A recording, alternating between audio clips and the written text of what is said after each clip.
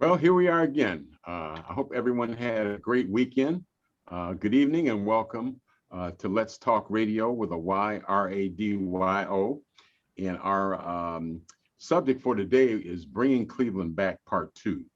One of the reasons we're focusing on this is because Cleveland, just to give you a little background, at the turn of the 20th century, early 1900s, Cleveland was the wealthiest city in the world. The oil business was headquartered here. The steel business was headquartered here. More vehicles were made in Cleveland than any place on earth other than Detroit. The motorcycle business was headquartered in Ohio. Ohio made more motorcycles than anyone else. Textiles also. Yeah, textiles. We made more, American shipbuilding. We made a lot of ships. Hanna Mining was headquartered here. So it was an industrialist dream.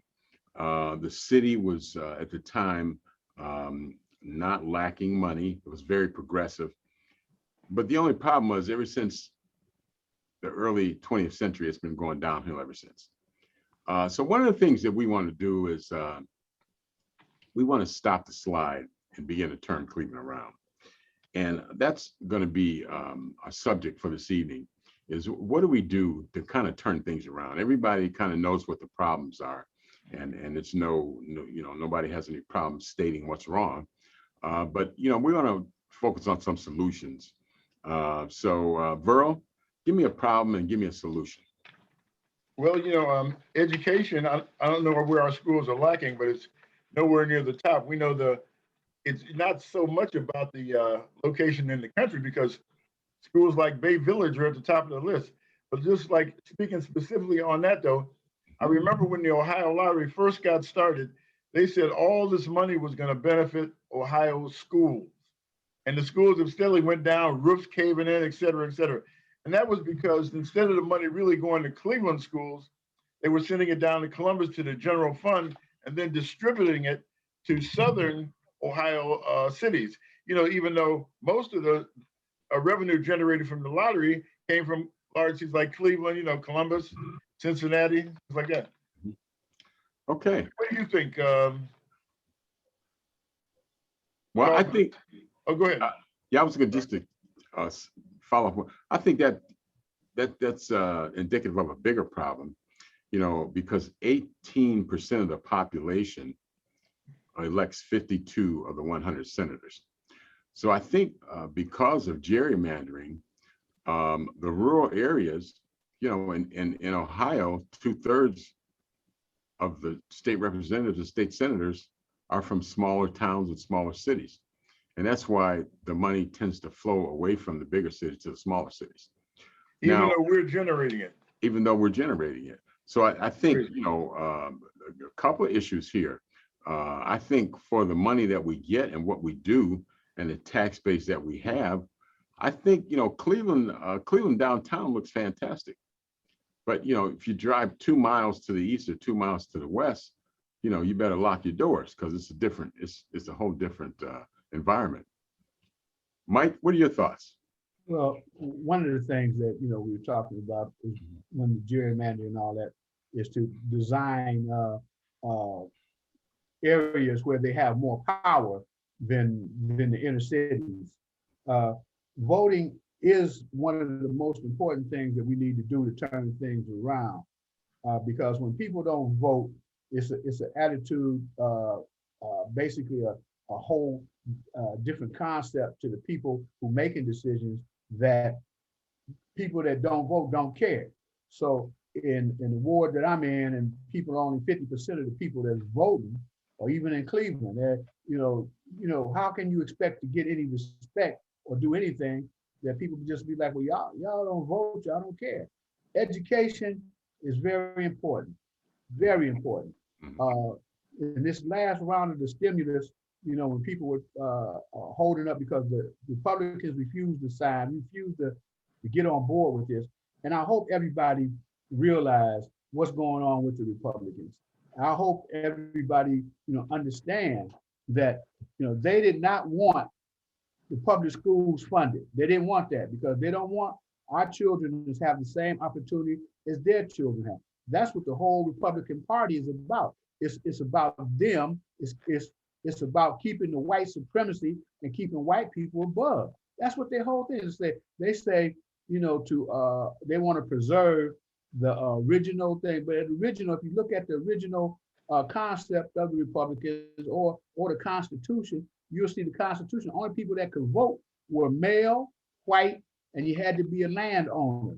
You know, so therefore, it's like the people with the money made the decisions. But here again, if we could turn that around to where the people with the vote make the decision, there would be a lot of changes. Now, in about 4 or 5 years from now, well, within these 4 or 5 years, there's $100 million coming to Cleveland to support tech, the high tech companies and stuff like that. They're coming in. They're talking about Cleveland being another Silicon Valley and stuff. How many of those jobs are coming to the inner city? How many? Okay, so now what we as leaders or we as elders, we have to make sure that we have some kind of training set up for our youth, our people to get those jobs, because you know who the jobs are. You go down and stand on 77 down on and look over, see people coming in from 77 and look at the people coming in from Avon Lake and Bay Village and all those places out there where they got their, you know, $500,000 homes, $1 million homes, people working in the city. And how many of the neighbors here, how many of my neighbors going to work? When I get up in the morning, I don't hear cars starting, going to work. You know, only thing you hear is the school bus coming through. Well, I think this kind of goes back to Burroughs' point. Education is really important. The jobs nowadays and going forward, they're much more sophisticated. You have to be educated to do them. When we came out of high school, you could go to Ford, GM, Sherwin-Williams, Alcoa. You could go to 50 companies and get hired the same day and make a living wage. Right. And really not have a whole lot of expertise. And they would maybe train you to be an electrician or train you and be a management trainee. They would train you. How to run a furnace. Yeah, but yeah, I mean, you have a specialty that you could maybe take to another company if you want to leave. Right. But that doesn't exist anymore. And most of the jobs, you talk about high tech jobs, if you're a registered nurse with a master's degree, you can get a job in 5 seconds. You know, if you have a CPA, you can get a job in 5 seconds. If you're a chemical engineer, it doesn't take you long. If you're a data scientist with a 4-year degree, you can get a job in 10 seconds. You know, however, if you're majoring in sociology or business administration, it may not be so easy to get a job. So I think, in terms of education, and it's not always college, a lot of the tech jobs don't really require a college degree, but they require some expertise Training, that's relevant to the job, training that's relevant to the job. So I think, let me say that. I was going to say, I think the Tri-C does a pretty good job of getting people trained to do specific jobs. Mm-hmm. But go ahead, Mike. Have you seen the class in there? Pardon me? Have you seen the class? The class. You seen the makeup of the demographics of the class in there? Go down and check that out. Where at Tri-C? Yeah. Well, I think it's open to anybody that wants to go. I don't think, it's the kind of college that if you want to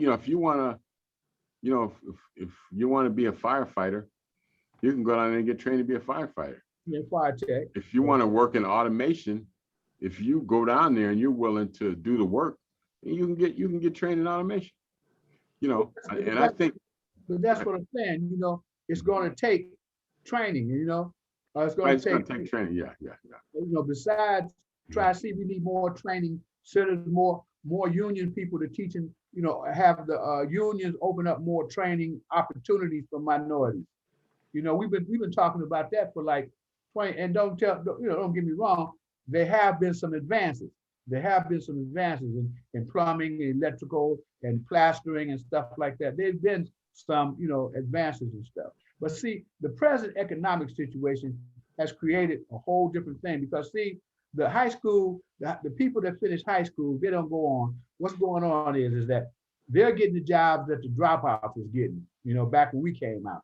Okay, the people with the college degree are now getting the job that the high school kids was getting when we came out. Okay, now the people that are getting the jobs have the masters, the PhD, the CPA, and what's going on is that the people who are dropped out of school, who have substandard or sub education, they're left out in the street to fend for themselves because they have basically like a unwritten rule that if a person don't have at least a GED, they're not getting hired.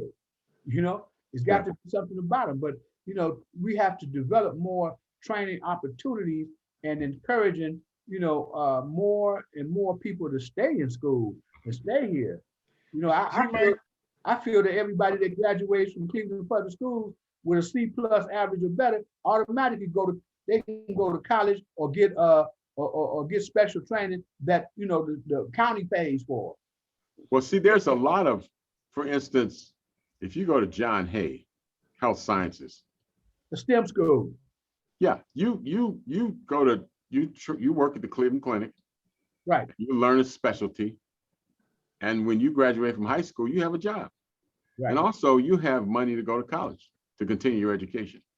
We have and more. There are other schools other than John Hay that have relationships, I think, with certain businesses. So I'm not saying that they don't exist. I'm not saying that. I said we need more of them. Okay, all right. I agree. And you know what? Just like let's go back to what I was saying. Education, even on the level of people be educated to vote. Right. Like we were talking about last week about civics. What does the mayor do? What does the councilman do? What do these other people do? What are their jobs? How should I get involved on a local level? We got to create an active community no matter what we have to do, bring them out in the park and have a /concert educational thing or whatever, but this is not one specific thing. It's a holistic kind of thing because we need housing. We've got problems of, like I said, lack of education, homelessness, people not involved, voter apathy, et cetera, And yeah, we're not going to walk into great jobs if we're not prepared for it. You could almost walk up to every other Black kid in our community if you've done some time, if you've been in jail, and everybody, a lot of them, quite a few, say, yeah, they did a little bit.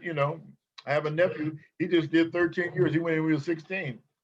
Him and a group of guys jumped on the public defender while he was jogging one night. So, well, and that was a choice he made, though, right? That was a choice he made, yeah. That wasn't because he was discriminated against, was it? That wasn't because he was discriminated against ever.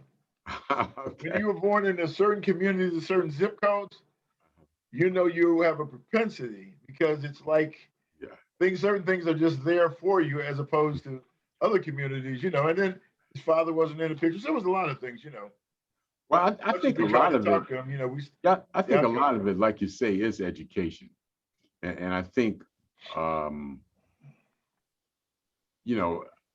we know racism has existed. This country was founded on racism. The predominant economic system at the time was slavery, which was based on racism, inferiority of the races. So we know that exists. But I think at the same time, we have to make strides to overcome a lot of this. Robert, I agree with you, man. I agree. However, when they put lead in our water, and then our kids' brains don't continue to develop as they should, and just like before, when we were in slavery, you weren't allowed to read or teach somebody how to read. That meant death. And now, in some ways, it's still perpetuated. If we're kind of blocked out of this educational things, and our schools don't get funding, et cetera, So these problems, I think we're dealing with the same problems we've been dealing with. But like you said, we just have to be bold. We got to be inclusive. And if we got a lot of young men that came out of incarceration, they've been through a tough situation. Hey, if you dealt with that, we can put you on a different track and just use that energy and help you survive in there out here, you know. Okay. Well, is any of it, go ahead, Mike. I said, you know, when I was doing training and stuff and people coming out of, you know, well, I was working in transitional housing and I was a vocational director and finding training for people. And then I ran my own training program and I trained over 200 some fellas that came out of prison and ladies. And, you know, and I had a 98% job placement record and a 93%, you know, retention after a year. And that, you know, which was unheard of with the government. The government standards was only like 62%. But see, it was going through one of the organizations in this county. But you know, when the organization said, "Well, look, you know, this ain't what we want. We want you to train the people to work for us," and so they was getting jobs at General Motors and Aramark and these big companies making more money than the counselors was making at the transitional housing. And then they didn't. So they wanted them to work for this particular thing, and you know that, you know, but they're the training, and they did the training. They sat there now, and like one guy, I wouldn't let him quit. He wanted to quit. This guy's still working. When I see him now, he'd be like, "Man, thanks. You know, I'm making this money, and you know, I'm an assistant manager now. You know." I'm just like, okay, cool. You know, I owe it to you. You don't owe me nothing, man. Because look, you know, you just owe it to your family. And that's what I'm saying. These people want jobs, but what are you willing to do for the job to prepare for the job? Yeah, we want everybody. We want everybody to have a job. And if they look at you and say, "Well, wait a minute, you know, where can I get this training?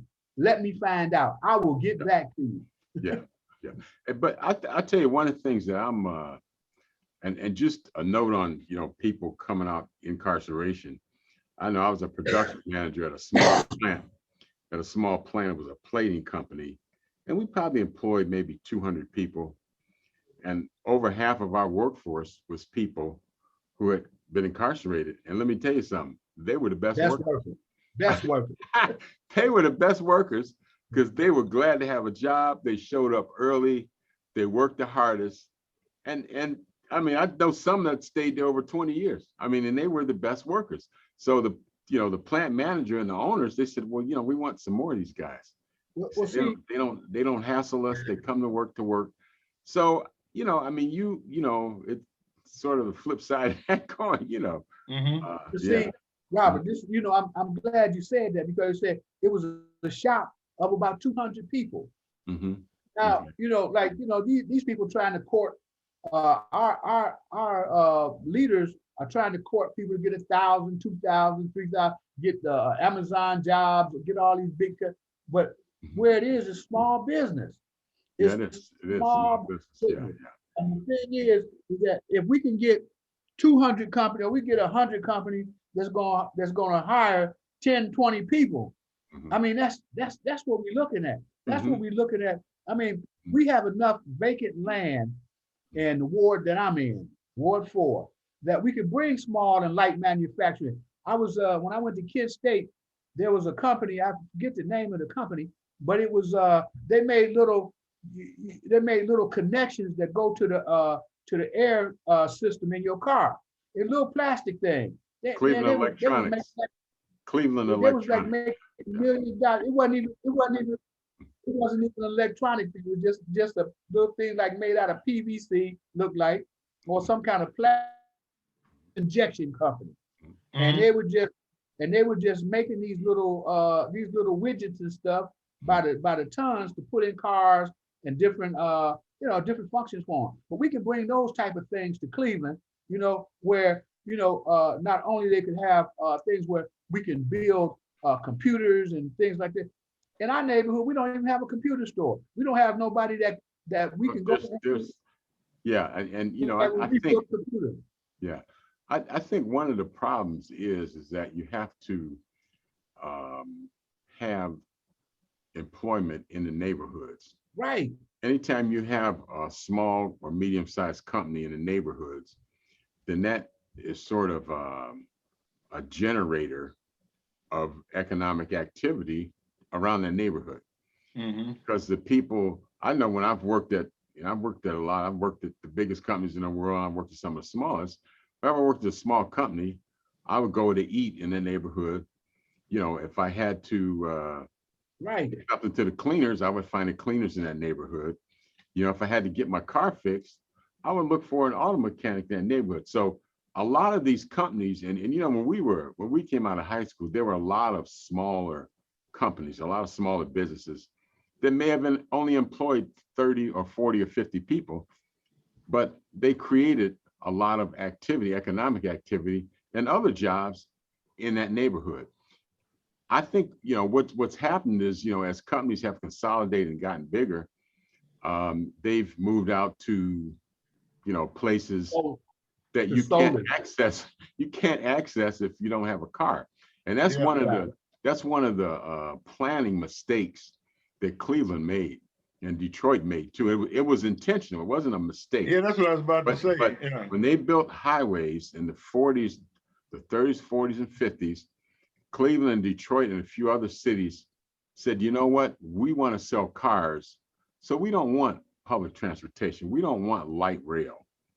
We don't want a good public transportation system because we want everybody to have a car because we need to sell cars. Right. Any other big city, I mean, you go to DC, you go to Chicago, New York, they all have a decent, you know, rail system that you can get from one point to the other. I mean, a lot of cities, you really don't even need a car. right. In Cleveland, if you don't have a car, it's hard to work, it's hard to shop. You know, it's even hard to go buy a car, you know, because so I think that that's something in terms of you know, downstream transportation planning. You know, maybe this is something we need to bring Buttigieg on the show or get him here and say, hey, you know, this is a problem, you know, public transportation, and it's not necessarily people that can't afford a car. Because I know a gentleman that owns half of downtown, and he used to catch the bus to work. Yeah. I asked him why, and he said, well, when you catch the bus, he said, I can relax, and then I can see the city. You know, the other thing, Robert, You know I what I'm don't think public transportation necessarily is needed right here. Now we've got such a low population, you know. Mhm. I mean, if we Well- were a bigger population, mass transit could be, you know, really viable. Well, I don't know. it's not important if you have a car. If you Yeah. don't have a car, then it's very important. Oh, I agree. Yeah. Yeah. But you know, Well, I'd like to see I more. don't know if y'all remember. Go ahead. Go ahead, Mike. I don't know if y'all remember, but remember they were supposed to have a light rail system that took you to Akron. Supposed to have been out like, you know, that Shaker Rapids was supposed to go all the way out to Akron. And if you look at it, you'll see where they started kind of like left off right there. You go out on Green Road and Warrensville, you know, go past there, you know, but Richmond Road, you'll see where they still had like, looked like they were going to do it, but they never did. I think the rail lines, a lot of the rail lines already exist. You know, because Yeah. there's trains, I'm sure trains run from here. I know they do because General Motors used to ship a lot of their parts by rail. And there's just about every major city, you know, it would stop in Akron and pick up the tires. Right. And then it would go to Lordstown and dump the tires and pick up some parts and then go out to Parma and have the parts stamped and then take them to Detroit for assembly, you know. So I think the rail line exists. But I think I think the buses service is limited because buses don't travel that fast. And, You know, and that's some of the high-speed rail cities with high-speed rail, I mean, you can get from one place to another pretty quick, you know. So, Well, uh, you know, the thing that you were saying about General Motors and the same thing with Standard Oil, who built the pipeline from here, because remember the pipeline went to Pittsburgh because that was the first refineries over there until Rockefeller built his own here, you know. But nevertheless, you know, when you have that type of system, because if you remember, General Motors had a roundhouse inside the facility. They could turn the train engine around, you know. yeah. They had like a train station right in there, you know, because see, a lot you have to turn that engine around for it to, for it to go forward and stuff, Mhm. Yeah. They bring it in, you got to turn it around, put it back on another track, so so it can go. But that place was what was General Motors was about big as four football fields, 5, maybe 10, wasn't it? It took, well, it took us, what, probably 20 minutes to walk from the front door. Yeah, when you Look wouldn't back. steal you wouldn't steal my cart. Well, you had no business leaving it at the front door, You would steal my cart, and I got to get the bicycle or We had to something. walk. Hey, bro, we had to walk, and Mike got a scooter. So you think, which should I walk or take the scooter? You don't got to go to night school to figure that one out. Yeah. Yeah, I do But have my anyway, scooter. When they yeah, come up, listen, because ain't nobody bad enough to take my scooter. And I said, Robert, he got my scooter. But I think in terms of Cleveland, I think there has to be more focus. There's been a lot of focus on downtown and bringing people back downtown, but the city is not just downtown where the business exists. The city are all the neighborhoods within the city, and I think this is where I've seen a lot of neglect. If you walk through, and sometimes I'll do, when I want to check out a neighborhood, sometimes I'll park my car and walk for 3 or 4 or 5 blocks. So I'm telling you, when you walk, you get a different sense of the place rather than when you ride through, you miss a lot of things. When you get out and walk, you get a sense, and you really get a sense. So I used to jog a lot in certain neighborhoods. You just didn't feel comfortable jogging, I know I used to, when I was younger, I used to jog up and down Buckeye, down the Woodhill to 55th and then back around. But I know, Buckeye was probably one of the places that I didn't really feel comfortable jogging, Mhm. and it wasn't that way always, and I'm just saying that, cities that exist outside of the city center, or that downtown center, are the basis of the city. And that's why, the city population has been going down, because everybody's been leaving. Well, if you remember, when they started working, and it wasn't too after they got a few apartments built and things down there, they wanted to block off. Remember, they wanted to barricade that area down there. So Yeah, they did. Yeah. if you didn't live in there, you couldn't go in there, basically. Yeah. Unless you was going to work or you had business down there. But other than that, they wanted to be like downtown, to be a gated community. Yeah. And I I mean, think, go ahead, Mike. Mhm. yeah, I mean that's why they're putting all the money, because you figure they did the same thing. The Chicago was set the precedence when all those stores went out of business in Chicago, down on the $1 Million Mile, and they turned all those stores into condominiums, $500,000, $600,000, $1 million condominiums in those apartments and stuff. What was mostly stores and businesses down there. So that's what still they're trying to do the same thing downtown with the Halley. I think they did it with the Halley building and May Company and all them, because I think Jack's Casino is in the May Company building. So, right. But so, I think what happens is eventually, with gentrification, you reach a point where people don't really want to live downtown anymore, and it goes through a cycle. I think a lot of the younger people now, younger professionals, I don't know if they're so eager to live downtown as they were maybe 5 or 10 years ago. Well, what, Robert, they're making it more appealing now. They, developed the lakefront and what have you. Remember how the 9th Street Pier used to be? Yeah. And other areas down there's more bike paths, and it's more like user friendly. So, but high end condos. So the demographic that they're shooting for down there. And also, what I'm seeing is now like around Case Western Reserve, there's a lot of development, lots being bought up, new houses put in there, and they're kind of expanding that urban campus, so to speak. The plan I hear is to go down to all the way to Superior. Yeah. So, and I see it happening too. You look at those houses over there, but let me tell you something. I know you guys, I know y'all old and y'all forget stuff, but nevertheless, look, we didn't go downtown no way. Where did we go? We went on 105 in Euclid and 105 in Superior. That was our downtown. Well, that was later, but I used to go downtown, Yeah, well, you when I had was to go young, I down. used to go to the supplementary center. I used to remember the market on 4th Street. Everybody, that's the only place you can Arcade, go to buy I things. used to love downtown. Yeah. But when they I'm started not building the talking about- malls, then you didn't need to go downtown. But before you had Right. malls, you went to Higbee's, or you went to May Company or Brown Brothers or the Forum Restaurant, because that's where all action was. You didn't really have I malls. remember the Forum, the big cafeteria on 9th, yeah. Yeah, and With that's your why. mother and father. Your mothers and your fathers went there. We didn't go down. We get money for school. We got to go down. Where did we go? We go 105 in Euclid, 105 in Superior, round through there. Mike, I don't care I what used to go downtown a lot. I I did too. I used to go to until I Bonds started Close. working on the 105. Yeah. I used to go to Bonds Close, and I used to go to Mike the Hatter. Right, I remember Mike, Mike the he's Hatter still was down on there. 105. And Harry. Mike the Hatter was on 55th in Woodland. No, Mike the Hatter was downtown too. Yeah. How about Harry Weinrod?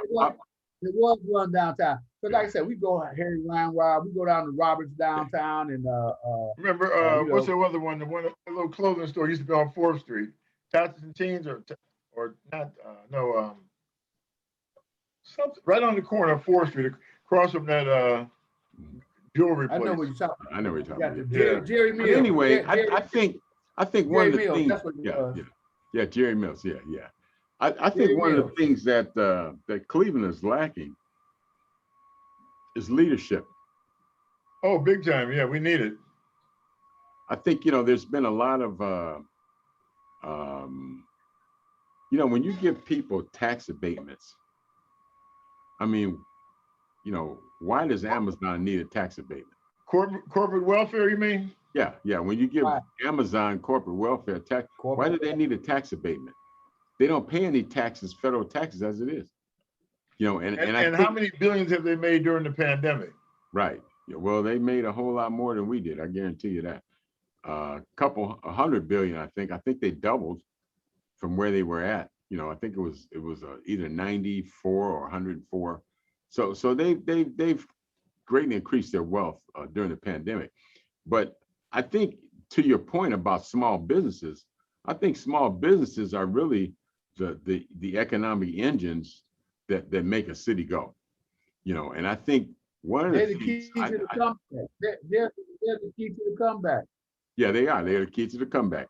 And I think one of the things that Cleveland leadership should focus more on, rather than trying to get an Amazon, I'd like to see a tax break go to, maybe a company that employs 70 or 80 people. Let's We give need them a like bill. little business incubators that Yeah. do just what you're suggesting, Yeah. develop these small businesses. And you know what? We can do it. You know what? Yeah. Even if we can't get money, and we should be able to get money from these companies, but let's say we can't get it.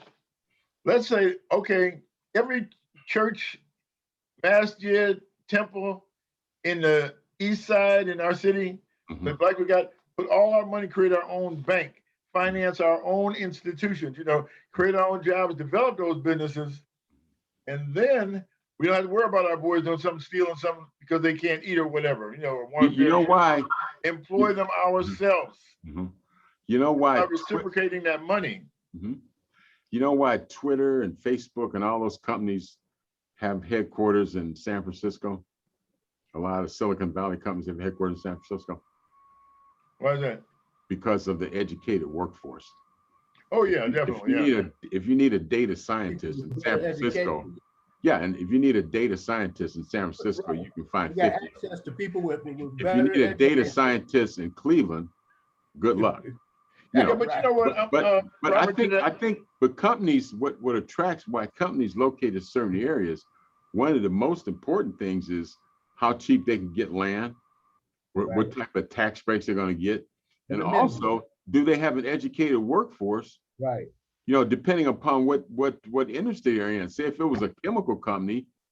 Now in Cleveland, one of the good things about Cleveland is that you could hire 20 chemical engineers if you wanted to. Because yeah, we but have you know what, Robert, institutions. I used to go to a lot of these colleges and work, Mhm. and huge job fairs.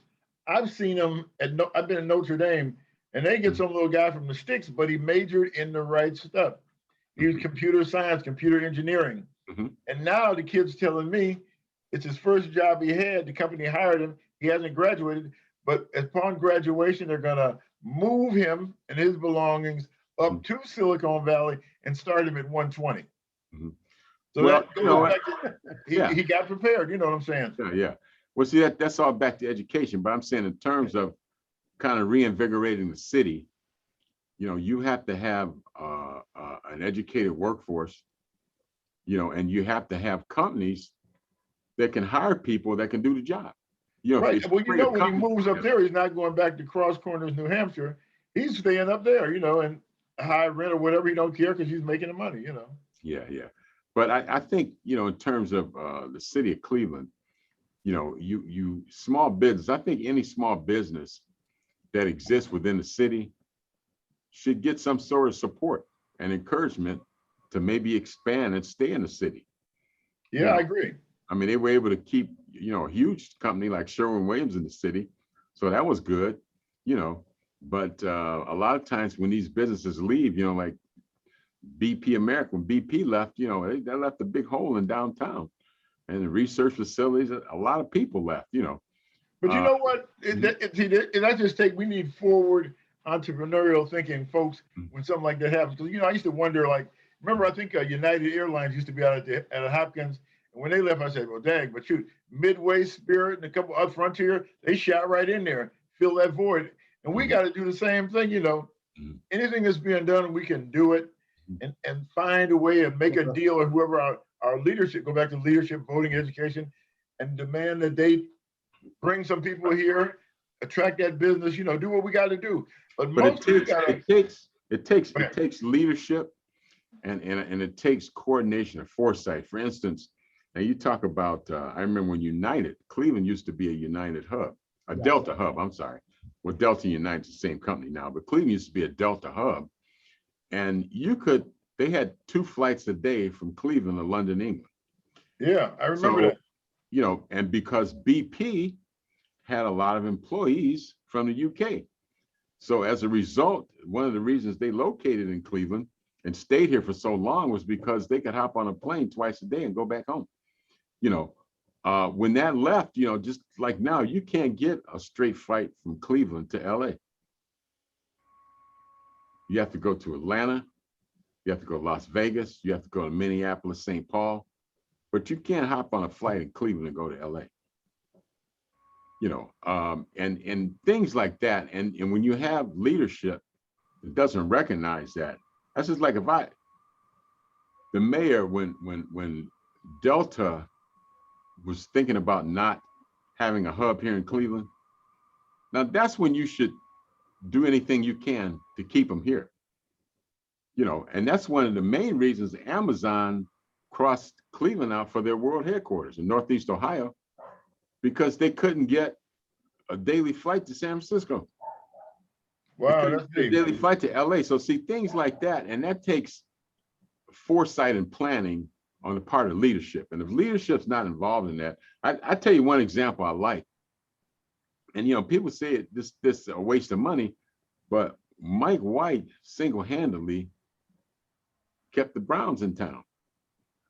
Well, I remember when they left, he was trying. He Yeah, didn't get to but keep he the got name. another team though. He kept the name. He kept the name, and eventually he got Right. another team. And so you Yeah. say, well, sports team. Well, a sports team you don't really make money off a sports team. I mean, a lot of the restaurants downtown do. I mean, when the Browns play, there's some of those bars. I mean, they do a pretty good business in the restaurants, Oh, yeah. but what it does, it kind of brands your city as a major Yeah. league city. So, Well, let me say this go ahead. on the pandemic and stuff. We talk about downtown. Even when they had the last week or the week before, and they had the restaurant day where you go in, get go buy something from the restaurant, take out and all that stuff. But when you think about the businesses that were hurt during the pandemic, most of the time that they show, they show most of the Caucasian businesses that have been hurt, and very seldom do they show, you know, the minority businesses, you know, and they've just been as hurt just as anybody else. Now they'll show one or two, but when they have all these things and all, you know, let's get some money for them, you know, they're showing white businesses, and I guess because maybe white people are going to take care of white people. But see, when do we start taking care of our people? See, that's the thing. You know, in the education, we have to educate our people to do, you know, better with us. You know, because see, one of the things that I want to do is bring people out of their basement, out of their kitchens, and to build places in the community that, you know, that they can do their business where the rent will be pretty low and they have a nice facility, and they bring people out of their apartments, out of their houses, out of wherever, other cities and stuff. Why should our people go to other areas to shop and do stuff when we can do the same thing right here and keep that money right here? We get better security. We get, you know, our property value goes up. It's just a win-win situation. Go ahead. I was going to say a lot of when you talk about reinvigorating an area or a city or parts of a city, one of the most important things, and this is a function of leadership, you know, one of the most important things is people being safe, because I don't care what business you put in a certain area. If people don't feel they're safe going there to do business, they're not going to go. That's all part of it, right? Once you get, that's part. But see, that all goes back to leadership. You know, if you don't, if you're the mayor of Cleveland, you don't have enough police to patrol, you don't have enough security, then that's something you need to address, because you need to address that. You need to deal with that issue before you can think about bringing a business here. You know, I worked at one company. Well, it's also tech. I worked at one company on 71st and Union.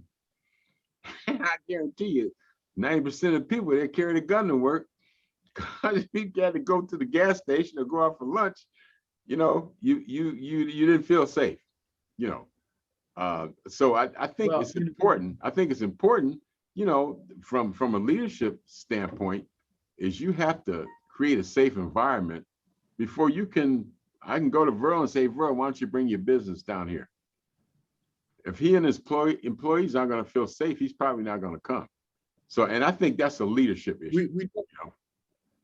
Well, see, that's what I'm talking about. You see, the way that it goes is that before you start inviting people in, you wouldn't want to sit them in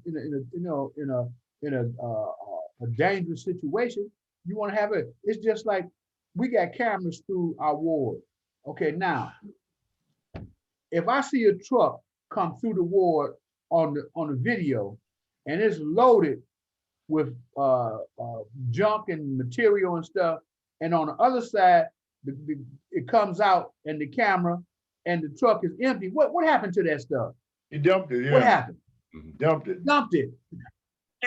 So that's what I'm saying. So with cameras, with security, you know, right down the street, they got the security that kind of like, you know, and the security comes out into the neighborhood and drive around here every now and then. I do say that where the Simons Market is at, right, all down through there where the plaza is at, they got their own security system that goes through there, and they come through the neighborhood sometimes. But we could get more of that. We could get more of that, you know.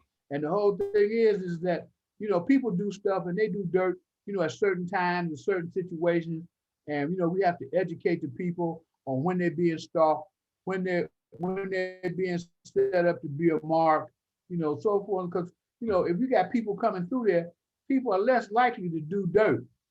And that's what I'm saying, you know. And then maybe some of these people that's doing dirt, maybe they can go get a job somewhere. We find that we talk to the gang leaders. We'll talk to them and say, well, what y'all want? You know, why you tearing up our neighborhood? You know, what can we do to stop this? You know, y'all not gonna hold us for ransom, because if, you know, something happens, you know, we'll just have the police put y'all in jail. Mm-hmm. But nevertheless, that we have to take them in consideration. Mm-hmm. Well, I think things that go on in the city, you know, in terms of gang activity and drug activity, they go on because it's tolerated. Right. It's tolerated. They go on because it's tolerated. I talked to a friend of mine. I talked to a These friend are of mine. people's children. Okay, These are people's children. yeah, yeah. I talked to a friend of mine in Kenya, and people think that all Africa is not that well developed, but he lives in a high-end neighborhood. Looks just like Pepper Pike or any other high-end neighborhood here. And they had a crime problem. And at one time, this is probably 3 years ago, the police. Now this is extreme, but I'm saying they had a problem where you Cut their couldn't go out of hand. your house without, you take a chance of getting killed going out. But the police, every time they caught somebody doing something, you know what they would do? Cut their hand off. Shoot them. They would shoot them. If you got caught stealing a car, you got shot. If you got caught stealing something out of somebody's garage, you got shot. If you got caught breaking out, now that's probably, I wouldn't advocate that, and that is very extreme. But the crime problem went away.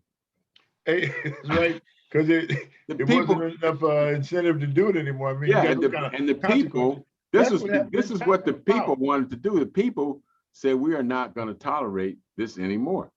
So I don't know. That's the same way with New York. I remember the time when New York, and you probably do too, bro, back in the 70s, Times Square, it was what? It was Drugs. a high crime area, yeah. It was drugs, it was prostitutes, it was anything illegal you could think of was on Times Square. You couldn't, if you just a regular person wanted to go shop on Times Square, you couldn't do that. Be But like, now no, it's we're like, not going there. We're not going there. yeah, no, you couldn't, man. Right. Unless, and now it's one of the safest places in the world. So I'm saying, you can clean up a city, which is necessary before you talk about economic development. You got to make it relatively safe. But see, that's where that leadership again comes in. Right. The powers that be, the representatives of the city, they had to put their heads together and say, look, this is what it is. This is what we got to do, Mhm. Right. And like I said, you have to, and see, a lot of times people don't agree with a lot of the tactics that the police use, like, and I think what happens, that's just like with stop and frisk, they, focused on minorities with the stop and frisk. But, when they had to stop and frisk, there wasn't a whole lot of guns in New York around Times Square, because you never knew when you would get stopped and frisked. Now, Right. the bad part about that is they focused on minorities, and it wasn't done equally, but, it was a bad policy, but it cleaned up Times Square. So I don't know, what do you do? What would you do? Do you defund the police, or do you make them more receptive to the community? I don't think defunding the police is an answer. And I don't think adding more funds. I think more of education and retraining, because, the actual police system came out basically from them hunting down slaves and stuff like that. So when slavery was over, then those guys became sheriffs and police and stuff like that. But still, it still was a thing where they still discriminated against the African American or blacks or the Negroes at that time. Mhm. So therefore, it's there, because I'm gonna tell you about the police force. The white police don't like the black police. The black police don't like the white police. And if you real light skinned and they don't know whose side you on, then you just out. Okay. Well, I think one of the things that has to be done is you obviously have some issues with safety in a lot of parts of the city. You remember in psychology, Maslow's hierarchy of needs. First, you have to have food, clothing, and shelter, and then you kind of go up the line, and then and if you're not safe, if you have food and shelter and clothing, but you don't have safety, you can't get to the next level. So I think you have to have a safe environment. A lot of children don't go to school because they don't feel safe. Yeah, you know what? Absolutely. Safety and security is a big thing, and it's really like a symptom of something else, because It's just like you look at that down at the southern border, all these people coming from Central America and Honduras and all these places to get in the United States because of a lot of them are saying it's safety concerns, gangs and drug lords and what have you. So they say this looks like a better deal. You know, go 500 miles walking and stand outside the gate and hope you get in. You know. Right, right. And, you know, down there they said, you know, like the women, because you see the women and their children, they bring it because see, a lot of their husbands and brothers and stuff are out fighting, doing stuff, and they're leaving the women unsafe, and women walk out their house and get snatched real fast, get raped by about 5, 6, you know. And you know, how can you feel safe like that? You know. Well, I think the thing to do is one thing that Biden is doing is you have to help them with resources so they can make their community safe, so people won't want to come up here. I mean, if people had opportunities where they were, then they wouldn't come. Yeah, they wouldn't come here. But I think this whole, you know, coronavirus thing just complicated that, because now, you know, where you might have welcomed them in before, they shut the border down. Now they're not going to they won't turn kids away anymore. They'll still take kids, but grown-ups can't. The southern border pretty much is shut down now, from the last I heard, for adults. You know, that's what I heard too. And but you know, the thing about it is, on the one hand, you know, we want to seem like this humanitarian country, but the other thing is, if you just got an open faucet, it's like going on vacation, you leave your faucet running. When you get home, it not only ran over the sink, the floor, everything is in the basement. You know, you got at some point, you got to help. You got to say, look, we got to get together with Mexico and some of these other countries and fix the problem that's driving all these people here in the first place. You know. Yeah, you do, and that's why you have to engage. That's why one country, you can't exist in a vacuum, like the previous president wanted us to do, because the world is interconnected. Yes. You know, so if you stop the virus here and you don't take your extra vaccines and give them to another small country somewhere, well, they could get the virus and then they could come here and it would be here. Because, you know, the world is so interconnected now. You know, a thing like the virus, it has to be stopped around the whole world, you know, because you can't shut your country down. You know, you can't. Once say, it's pandemic. Yeah. No one. What'd you say, Mike?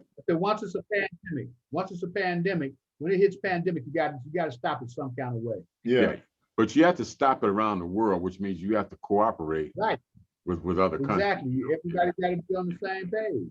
Yeah. So I think, you know, in terms of Cleveland, though, bringing Cleveland back, I think one of the biggest issues that the next mayor has to deal with, the next council person has to deal with, it's just basic safety issues and real estate, you know, abandoned houses, you know, and, you know, I rode by Robert Fulton Junior High School the other day, and there were like some abandoned tires, old tires thrown up on the lawn.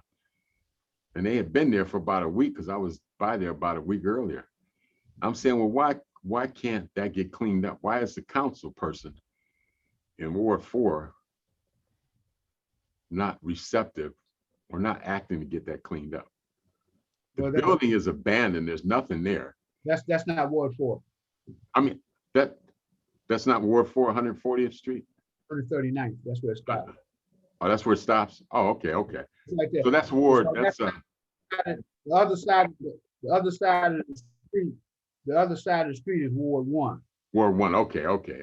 Well, Ward 1, yeah. Like that. But, you know, I'm saying it just, you know, people have to take pride in where they live. And I think that comes from leadership. I think the mayor and the council people have to take pride in their wards and in their city. Right. You know, I think that kind of rubs off on the people.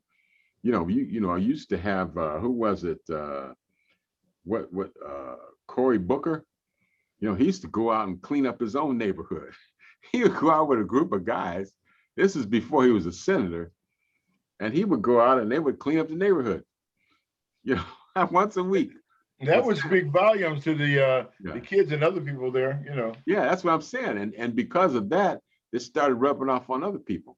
Well, they say, well, if he could do this, you know, and he still lives in the same neighborhood. He said, this is my neighborhood and I'm not going anywhere. So I have to make it better.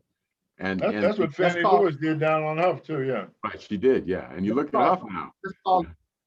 That's called the clean syndrome. It's a syndrome. Okay. It's a practice. It's a practice. What it is that, you know, it was just like the trains in New York. Every time the train come down, it gets heavily sprayed with graffiti. So they put a wash and put some anti-graffiti on the trains so that when the trains came in, they would rinse them off. So every time they come down, it'd be clean. So by the time they put it in, they can't buy that much spray paint, you know, so they kept, and the trains kept clean. It's just like you put something on the floor in a corner somewhere. Next thing you know, somebody else threw something in there. Somebody else threw it. But if you keep picking the stuff up, and you keep cleaning the stuff, other people will help you clean the stuff. It's the clean syndrome. Right. Yeah, clean syndrome. So I would like to see, one thing I would like to see in terms of Cleveland leadership, because we have city council elections, we have a mayoral election, we have a election for District 11 congressional seat. I'd like to see people in the neighborhoods a little more. You know, I'd like to see people showing some leadership in the neighborhoods, which is something you don't see from any of those positions. I mean, you just don't see it. So I would like to see people. You gotta change that. That has to change. You know, I think you have to see leadership in the neighborhoods, bringing about change. You know, and making, because you want, if you want to feel good about where you live, and like you say, a big part of it is keeping it clean. You know, so it's You like, remember back when we was growing up, they had a program. Remember the program they had? Clean up, fix up, paint up. clean up, fix up. Right. Yeah, I remember something like that, yeah. yeah. Yeah, we need Well, to bring people- that back. We need to- Well, people, and I don't know necessarily if it was more homeowners back then, but people took more pride in where they lived. Right. You know, because I know if we had, if there was trash on the street when we lived on 140th or something, my father would say, go clean it up. You know, somebody would Right. drive by in a car and throw pop bottles out or something. I said, well, I didn't do it. He said, yeah, but you live here, so go clean it up. And everybody on the street was like that. So anytime there was trash, you just go clean it up. You know, Yeah. That was the thing, there was somebody there, a father figure or someone, yeah. instruct the young I do that people, to you my know. kids. Mhm. I do that to my kids too, my grandkids. And like I was just telling my grandson the other day, I say, look, your women, your mothers and stuff, they take care of the household. I said, men take care of the neighborhood. You get out Right. here, you do this. And I don't mean to sound sexist or anything like that, but that's what we do. We take care of the neighborhood. But Fannie Lewis took care of both, so Yeah. Yeah, she was strong. I don't think it's a gender thing. You know, I think, yeah. But I think in Cleveland, obviously this is when a city goes down. I remember Benton Harbor, Michigan, used to be a Mhm. vibrant city, and I remember being up there a few years ago, because my wife's relative lived in Benton Harbor, and everybody kind of moved out to the suburb, which is Johnstown, Michigan. And I remember Benton Harbor, every business downtown closed, and there was one theater left, and it closed. I mean, there was nothing left in that city, and I think a city reaches a tipping point where if something isn't done, I mean, the neighborhoods in Cleveland, I don't know if they can get much worse, Well, that's why you have so many people running for council now and different things, because right? it's got to be a change. And say, well, okay, I mean, you never never. So now every councilman, every ward is being challenged. Mhm. Every the mayor got what, 5, 6 people that's signed up to run against, run for that seat. So we're not the only ones that's fed up, and a lot of people are. And then I think that if you get some more, if you get 4, 5, 6 different, or even 10, 20, because this is, well, not 10, because it's only 17 wards, but we can get we get a 2/3 or a third of that, to make some changes, but so it's not the status quo anymore. right. of not. And I not think doing I think nothing. the residents have to hold leadership accountable. And Right. one of the primary ways of doing that is voting. Right, And like you say, if you don't vote, you probably don't care. yeah, You know, they say if you don't vote, you don't care. That's how you get treated. But if you don't vote, you probably don't care. I guarantee you, if 90% of people were voting, the neighborhoods wouldn't look the way they this do. was, you're absolutely right, Robert. Okay, Yeah. So, well, we had a spirited conversation. I'm glad we got to cover a few things because I kind of see Cleveland as being at that tipping point. You know, if it doesn't, downtown can't save the city. You know, like you say, downtown can save downtown, but pretty soon there won't be anybody to go downtown because the city is going to go kaput. So I think some of the leaders should realize that, it's in their interest. It's in the interest of downtown and of the city and of the big businesses to have a vibrant city. right. So hopefully we'll see some change. We'll see some, a lot of people were running for office and want to change. So hopefully we'll see some changes. Any closing thoughts, Burrow? Housing, education, jobs, voting, inclusion, everybody get active, take that money, put it back in your community where you live, get involved, clean up, wake up, get up, act up if necessary. Let's make a change. Okay. And Mike? What he said. What he said, okay. Okay, well, that's kind of like where we're going. But as for right now, wear your mask. If you believe in a vaccine, get a vaccine. If you don't, stay away from people because you're probably going to get infected at some point. But wear your mask. Play if you want to. Play if you want to. Yeah, do what you can for your city. Make where you are better. And I think that's what it takes. So with that, I will say, our time is up, and we certainly thank you for yours. And we'll kind of see where this goes. Perhaps we'll come back in 6 months or a year, and with the new leadership in, we'll see kind of where the city's going. Hey, Robert, who do we have for next week? For next week, we have Justin Bibb. Justin Bibb is a gentleman that's running for the mayor of Cleveland. He has run a nonprofit. He's 35 years old, and he's lived in Mount Pleasant, Ward 1. I think that's where he grew up. So he's running for mayor. So he'll be on next week. And perhaps this is a good dry run for some of the questions we could ask him and see what solutions he has and what he plans to do. I don't like to prejudge anyone, so we'll see. He'll be here next week. And then the week after that, we have Bashir Jones on the 5th, who's a Cleveland councilman, a rather seasoned individual, who's also running for mayor.